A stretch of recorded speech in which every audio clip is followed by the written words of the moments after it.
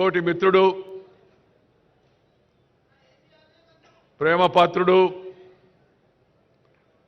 శ్రీ చిరంజీవి గారికి పద్మ విభూషణ్ లభించినందుకు నా సరసన నాకు ఎంతో సంతోషంగా ఉంది. ఎందుకంటే నేను ఎప్పుడు ఆయన నటనా సామర్థ్యాన్ని గురించి, ప్రతిభను గురించి చెప్తూ ఉంటాను. గతంలో కూడా చెప్పాను, మీ సౌకర్యార్థం మళ్ళా కూడా చెప్తూ ఉన్నాను.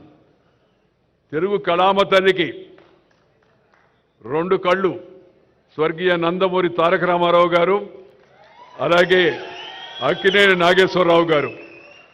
తెలుగు కళామ తల్లికి 2 కళ్ళు స్వర్గీయ నందమూరి తారక రామారావు గారు, అక్కినేని నాగేశ్వరరావు గారు అయితే 3వ కన్ను శ్రీ చిరంజీవి గారని చెప్పని సందర్భంగా నేను మనం చేస్తా ఉన్నాను. ఈ విషయం నేను ఇవాళ చెప్పడం లేదు, ఆయనకు అవార్డు లభించింది కాబట్టి అని. చాలా కాలం కింద విజయవాడలో ఈ విషయాన్ని చెప్పాను. ఎందుకంటే ఆయనలో ఉన్న ప్రతిభను నేను గుర్తించాను కాబట్టి, నాకు నచ్చింది కాబట్టి, జనం మెచ్చింది కాబట్టి ఆ విషయాన్ని చెప్పడం జరిగింది.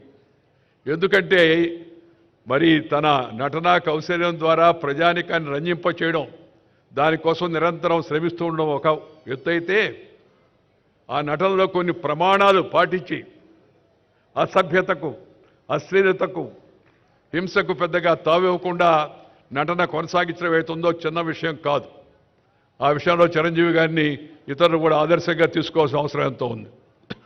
రెండవది, మన యొక్క ప్రజా జీవనంలో ఉన్న వాళ్ళందరూ భారతీయ సంస్కృతిని పాటించి share and care is the core of Indian philosophy. ఆది కాలం నుంచి, వేదకాలం నుంచి, పుణ్యకాలం నుంచి, పురాణ కాలం నుంచి మన పూర్వీకులు అనుభవించి రంగరించి మనకు మేళవించి మనకు అందించిన వారసత్వం అయితే ఉందా భారతీయత, నువ్వు పెంచుకో, ఇతరులతో పంచుకో, పెంచుకో, పంచుకో. ఈ షేర్ అండ్ కేర్ అనేది మన పెద్దలు మనకు అందించినట్టు పెద్ద గొప్ప నానుడి. దాన్ని వారు జీవితంలో ఆచరిస్తూ పెద్ద నటుడుగా పేరు వచ్చినా, రాజకీయాల్లో అవకాశం వచ్చి పైకి వెళ్ళినా, మరి కింద జనానికి, సామాన్య జనానికి మేలు చేయాలనే ఉద్దేశంతో ఆ బ్లడ్ బ్యాంక్ కార్యక్రమాన్ని చేపట్టి దాన్ని కరోనా సమయం ఆ తర్వాత కూడా నిరంతరం కొనసాగించడం అవుతుందో ఇది చాలా చాలా అభినందించిన విషయం అని మీ అందరికీ నేను మనం చేస్తున్నాను.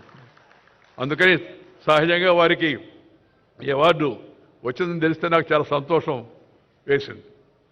మిత్రులారా, నేను పెద్దగా ప్రసంగించాను, సమయం కూడా చాలా ఎక్కువైంది, కాలాతీతమైంది. ఒకటి